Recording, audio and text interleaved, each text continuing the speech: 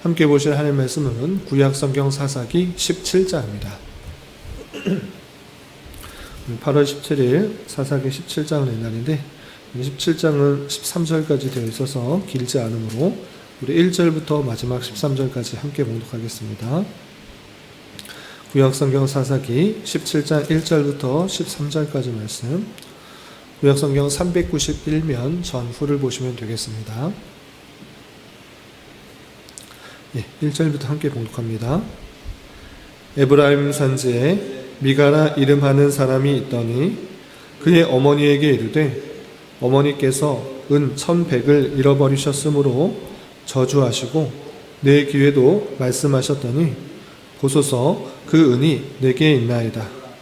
내가 그것을 가졌나이다 하니 그의 어머니가 이르되 내 아들이 여호와께 복받기를 원하노라 하니라. 미가가 은 1,100을 그의 어머니에게 도로 주매 그의 어머니가 이르되 내가 내 아들을 위하여 한 신상을 새기며 한 신상을 부어 만들기 위해 내 손에서 이 은을 여호와께 거룩히 드리노라. 그러므로 내가 이제 이 은을 내게 도로 주리라. 미가가 그 은을 그의 어머니에게 도로 주었으므로 어머니가 그 은 200을 가져다가 은장색에게 주어 한 신상을 새기고 한 신상을 부어 만들었더니 그 신상이 미가의 집에 있더라. 그 사람 미가에게 신당이 있으므로 그가 에봇과 드라빈을 만들고 한 아들을 세워 그의 제사장으로 삼았더라. 그때에는 이스라엘에 왕이 없었으므로 사람마다 자기 소견에 옳은 대로 행하였더라. 유다 가족에 속한 유다 베들레헴에 한 청년이 있었으니 그는 레위인으로서 거기에 거류하였더라.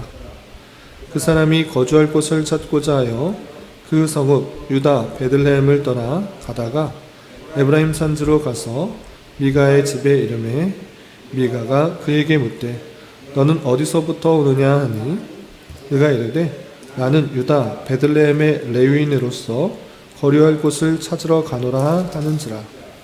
미가가 그에게 이르되 내가 나와 함께 거주하며 나를 위하여 아버지와 제사장이 되라. 내가 해마다 은 10과 의복 1벌과 먹을 것을 주리라 하므로 그 레위인이 들어갔더라. 그 레위인이 그 사람과 함께 거주하기를 만족하게 생각했으니 이는 그 청년이 미가의 아들 중 하나같이 됨이라. 미가가 그 레위인을 거룩하게 구별하매 그 청년이 미가의 제사장이 되어 그 집에 있었더라. 이에 미가가 이르되 레위인이 내 제사장이 되었으니 이제 여호와께서 내게 복 주실 줄 아노라 하니라. 아멘. 감사합니다. 오늘 말씀의 본문은 사사기 17장입니다. 우리가 어제 살펴봤던 사사기 16장에서는 삼손의 최후의 모습에 대해서 살펴보았습니다. 삼손이 들릴라라는 블레셋의 한 여인을 사랑함으로 말미암아 블레셋 사람들, 블레셋의 방백들의 요구에 의해서 들릴라가 계속적으로 삼손에게 그 힘의 원천이 무엇인지 그리고 어떻게 해야지 결박될 수 있는지 끊임없이 삼손에게 요구하게 되고 삼손은 어쩔 수 없이 자기의 힘의 원천에 대해서 말할 수밖에 없었습니다. 그리고 그것으로 인하여서 삼손은 블레셋 사람들에게 붙잡히게 되고 눈이 뽑히게 되고 결박되어서 옥에 갇히는 신세가 되었습니다. 그리고 블레셋 사람들이 3,000명쯤 모여서 연회를 베풀었을 때 삼손이 그 자리에 나와서 재롱을 부리게 되는, 모욕을 당하는 그런 순간을 맞이했지만 삼손이 마지막 하나님께 간구하면서 힘을 다시 달라고 하여서 거기에 있던 기둥을 뽑아서 그 집이 무너짐으로 말미암아 자기가 살아있을 때 죽였던 블레셋 사람보다 훨씬 더 많은 사람을 죽이고 자신 또한 죽게 되는 그 모습을 살펴볼 수 있었습니다. 그리고 이 마지막 사사인 삼손의 죽음 이후에 17장부터 마지막 사사기 21장까지의 내용은 어떤 내용이 있는가라고 할 때 마치 사사의 내용들은 이제 종결되고 그 당시에 있었던 종교적 타락과 도덕적 타락이 얼마나 심한지를 보여주는 마치 책의 부록과 같은 그 말씀들이 나와 있는 것입니다. 그래서 16장까지는 사사들 중심으로 이야기가 전개됐다고 하면 17장부터는 일반 백성들의 모습들이 어떠한지를 쭉 설명하고 있는 것입니다. 그 중에서 오늘 17장을 보게 될 텐데 17장은 미가라는 한 사람의 집안의 모습을 통해서 그때 당시 백성들이 이스라엘 백성들이 얼마나 종교적으로 타락했는지를 적나라하게 보여주고 있습니다.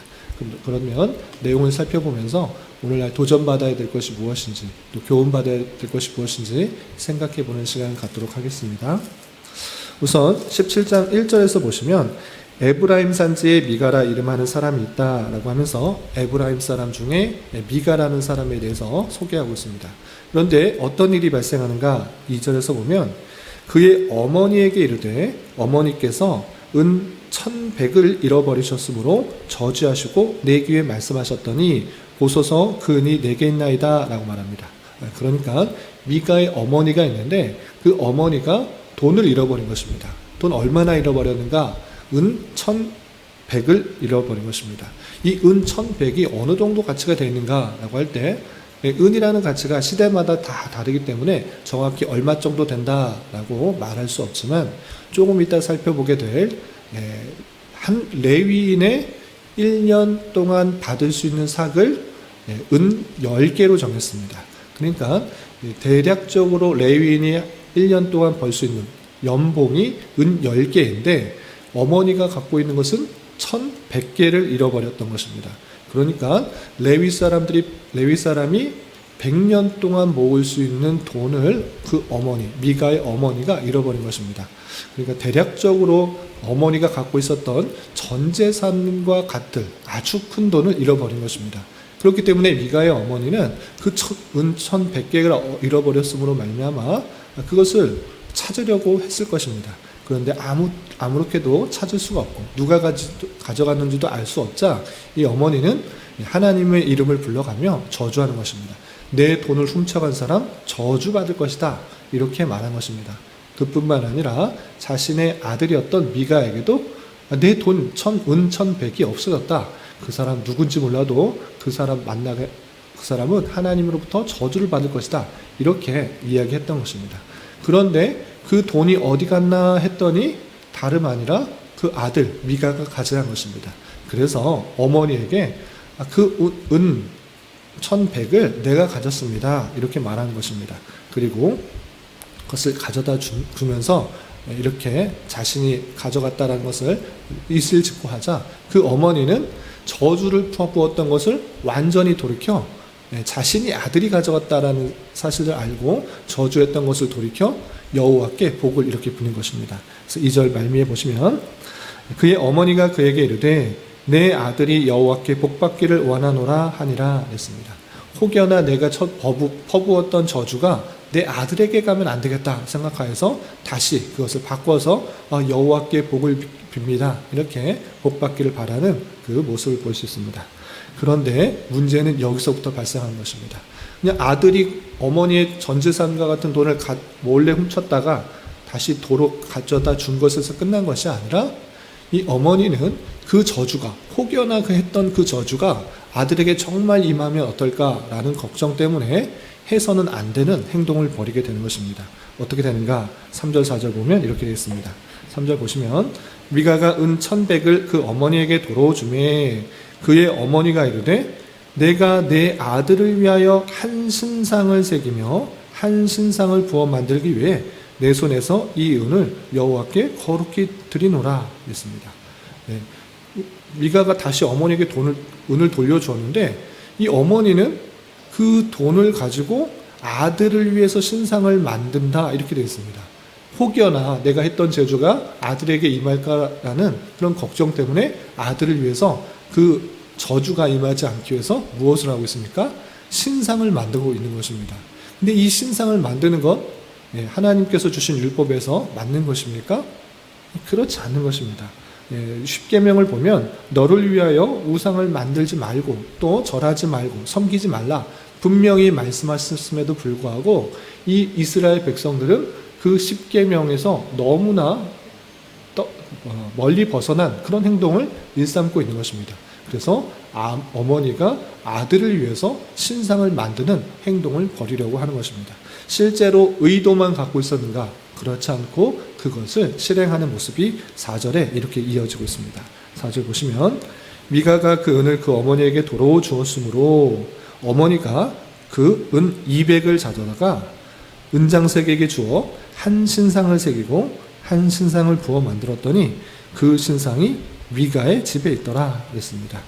혹여나 저주가 임할까봐 은을 가지고 은장색에게 주어서 신상을 만들어 놓고 이것이 있으면 하나님으로부터의 저주가 오지 않겠구나, 이런 기대를 가지고 이렇게 신상을 만들어 놓은 것입니다. 그러면 어머니만 이렇게 이상한 행동을 하고 있는가?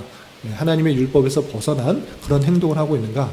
그렇지 않고 그 어머니의 그 아들처럼 그 아들도 이상한 행동을 하는 것입니다. 하나님의 주신 그 율법에 근거해서 하나님을 섬기는 것이 아니라 내 자신의 생각대로 하나님을 섬기는 모습들이 그대로 이어지는 것입니다.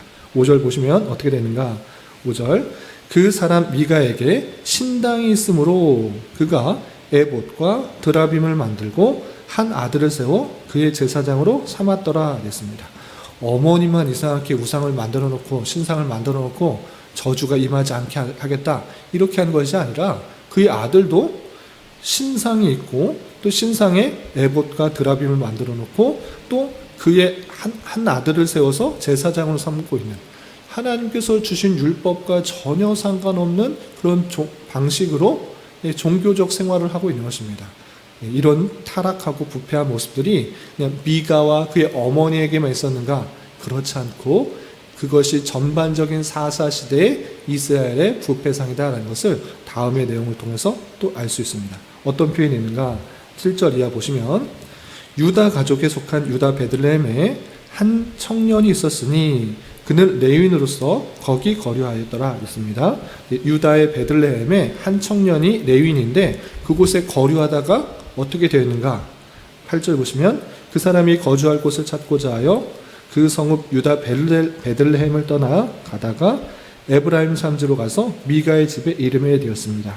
원래 레위인은 각 곳의 각 지파의 성읍에 머물러서 그 지파의 사람들이 주는 11조를 가지고 생활하도록 했던 것입니다.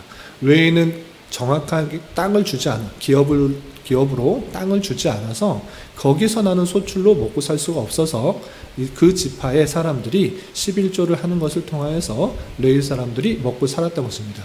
그런데 레위 사람 한 청년이 베들레헴에서 살지 못하고 다른 곳으로 갔다. 이곳을 통해서 무엇을 알 수 있는가라고 할 때 그 지파의 사람들이 온전한 11조를 하지 않음으로 말미암아 레위 사람이 먹고 살 게 없으니 다른 곳으로 이동할 수밖에 없는 그런 현실이 되었던 것입니다. 그래서 베들레헴에 살고 있는 레위의 한 청년이 이곳저곳 다니다가 이 에브라임 산지에 있는 미가의 집에 가게 된 것입니다. 그런데 이 미가가 그 사람을 보고 어떻게 하는가? 해서는 안 되는 행동을 계속적으로 하는 것입니다. 어떻게 되는가? 9절 보시면 미가가 그에게 묻되 너는 어디서부터 오느냐 하니 그가 이르되 나는 유다 베들레헴의 레위인으로서 거류할 곳을 찾으러 가노라 하는지라 했습니다. 그러자 그렇게 살 곳이 없어서 이곳저곳 떠돌아다니는 사람을 만나 보니까 어떻게 하는가? 10절 보시면 미가가 그에게 이르되 내가 나와 함께 거주하며 나를 위하여 아버지의 제사장이 되라. 내가 해마다 은 10과 의복 1벌과 먹을 것을 주리라 하므로 그 레위인이 들어갔더라 했습니다. 미가가 한 아들을 제사장으로 삼아서 그 나름대로 제사를 드리면서 종교적 행위를 했는데 레위인이 나타난 것입니다. 잘됐다. 레위인은 제사를 돕는 일에 가장 선두에서 돕는 일을 했기 때문에 지금 세운 제사장보다 훨씬 더 이 사람이 잘하겠구나. 내가 돈도 주고 먹을 것도 주고 의복도 주어서 내 제사장이 되게 하면 되겠구나 라고 생각하는 것입니다. 그런데 제사장은 어떤 사람이 마음에 든다고 해서 아무나 세울 수 있는 것이 아님에도 불구하고 그런 것과 전혀 상관없이 내가 원하는 방식대로 내 뜻대로 내가 하고 싶은 대로 제사장을 세우고 또 그 자기가 편한 대로 종교적인 생활을 하고 있는 그 모습들을 보이는 것입니다. 이 미가의 요청에 따라 그 레위인은 어차피 먹고 살 것도 없고 거처할 곳도 없었는데 미가의 요구에 응하게 될 것입니다. 그래서 11절 보시면 그 레위인이 그 사람과 함께 거주하기를 만족하게 생각하였으니 이는 그 청년의 미가의 아들 중 하나같이 됨이라 됐습니다. 그리고 12절 미가가 그 레위인을 거룩하게 구별하며 그 청년이 미가의 제사장이 되어 그 집에 있었더라 이렇게 되어 있습니다. 그 요청에 요구에 응하여서 미가 집에 있고 제사장의 역할들을 대신하는 그 모습들, 또 미가가 아들처럼 여기며 잘 대우해 주니까 그곳에 만족하며 거주하게 되었다 이렇게 되어 있는 것입니다. 그리고 그 미가는 레위 사람을 자기의 제사장으로 삼았기 때문에 어떤 기대를 갖고 있는가? 13절에 이렇게 되어 있습니다. 마지막 절인데 이에 미가가 이르되 레위인이 내 제사장이 되었으니 이제 여호와께서 내게 복을 주실 줄을 아노라 하노라 이랬습니다. 이제 다른 사람이 아니라 혈통적으로 레위인이 제사장이 되었으니 이제 하나님께서 내게 복을 주시겠구나 이렇게 생각하는 것입니다. 자기가 행동을 한 것, 그것이 얼마나 잘못된 것인지도 전혀 모른 채 그냥 레위인이 우리 집의 제사장이 되었으니 나를 위해서 제사를 드린 사람이 레위인이 되었으니까 잘 복받겠다 이렇게 생각하고 있는 미가의 모습으로 17장이 마무리되고 있습니다. 이 모습을 통해서 그때 당시 사사시대에 얼마나 백성들이 무지하고 하나님을 섬기는 방법들에 대해서 잘 알지 못하였는가 생각해 볼 수 있는 것입니다. 이러한 전반적으로 종교적인 타락의 모습들을 보여주면서 사사기는 그 시대의 모습을 이렇게 요약하여서 평가하고 있습니다. 17장 6절에 보시면 이렇게 요약하고 있는 모습을 볼 수 있는데 6절 보시면 그때에는 이스라엘의 왕이 없었으므로 사람마다 자기 소견에 옳은 대로 행하였더라 이랬습니다.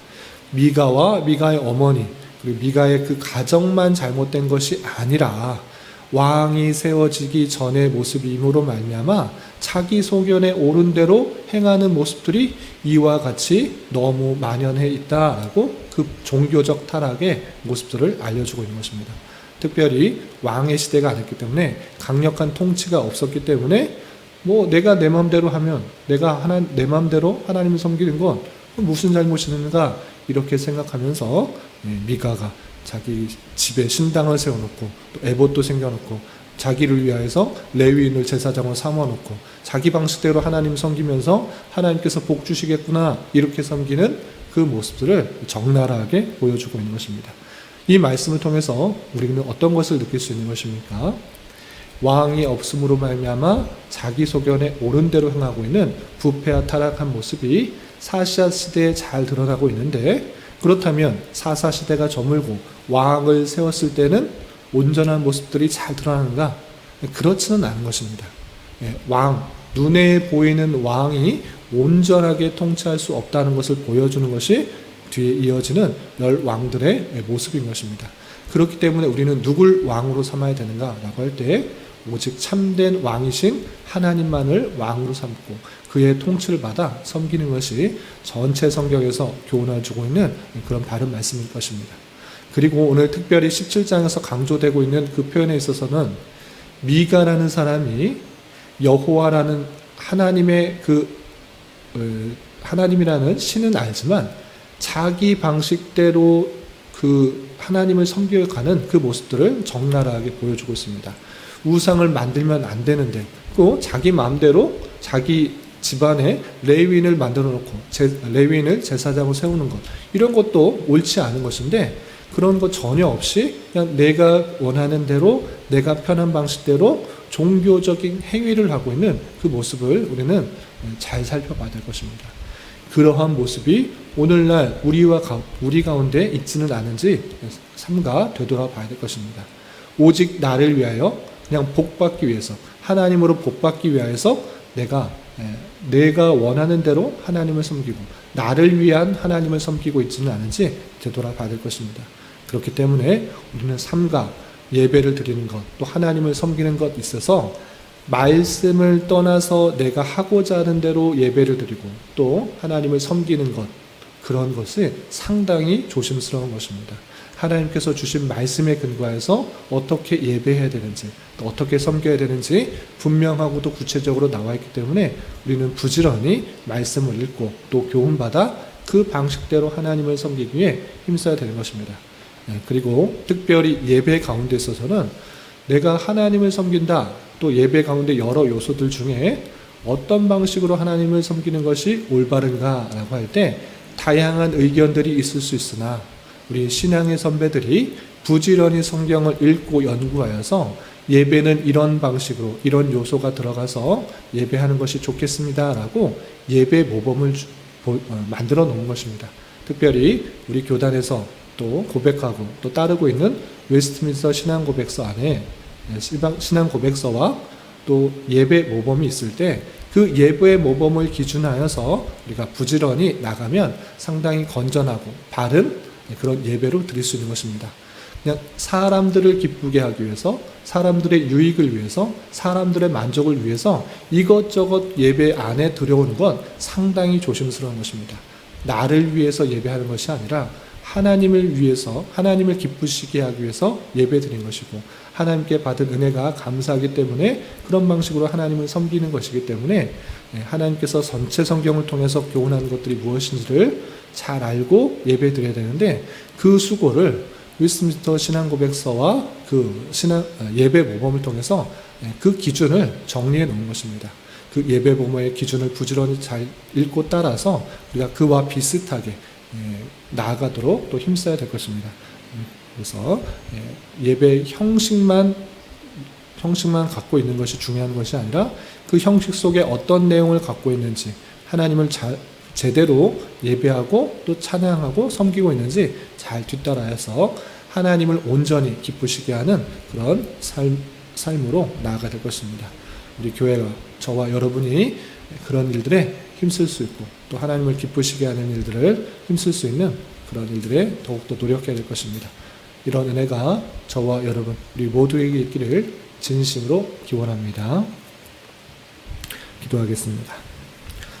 하나님 아버지 감사합니다. 오늘 미가 집안에 있었던 일을 통하여 사사시대 이스라엘 백성들이 얼마나 종교적으로 부패하고 타락하였는지에 대하여 살펴보았습니다. 이런 말씀을 대하는 자로서 신앙의 내용이 빠진 채 형식만 남게 된 종교 생활의 위험성을 잘 깨달아 하나님을 섬기는 신앙에 있어서 내가 편한 방식대로 나를 위하여 하나님을 섬기는 것이 아니라 하나님께서 원하시는 것들이 무엇인지를 잘 살펴 그 말씀에 순종하는 예배와 삶이 되게 하여 주시고, 하나님께서 원하시는 백성의 모습으로 잘 빚어져 갈 수 있도록 인도하여 주시옵소서. 주님, 특별히 8월은 인내와 연단이라는 주제로 한 달을 보내고 있습니다. 때때로 닥쳐오게 되는 여러 가지 어렵고 힘든 일들이 있을 때 잘 인내하고 연단받게 하여 주시고, 주님께서 원하시는 모습으로 온전히 성화되어 가는 은혜가 있을 수 있도록 인도하여 주시옵소서. 주님, 교회 내 육체의 질병과 연약함으로 생활이 어렵고 힘든 가운데 있는 여러 성도들이 있사오니 주님 지켜주셔서 건강하게 잘 치유되고 회복될 수 있도록 인도하여 주시고, 직장과 사업장의 문제로 가족의 전도와 신앙을 위해, 아이의 임신과 남편의 사업을 위해 주님께 간절히 부르짖며 나아가는 여러 지체들이 있사오니 주님, 그들과 함께하여 주시고 그들의 기도 응답해 주시사 우리의 기대와 소망보다 훨씬 더 풍성한 것들로 채워주시는 하나님을 깊이 경험할 수 있는 기회 되도록 인도하여 주시옵소서. 이 시간 각자 간절하게 간구하는 기도 제목 주님께서 들으시고 가장 선한 것들로 응답하여 주시옵소서. 예수님의 이름으로 기도 올리옵나이다. 아멘.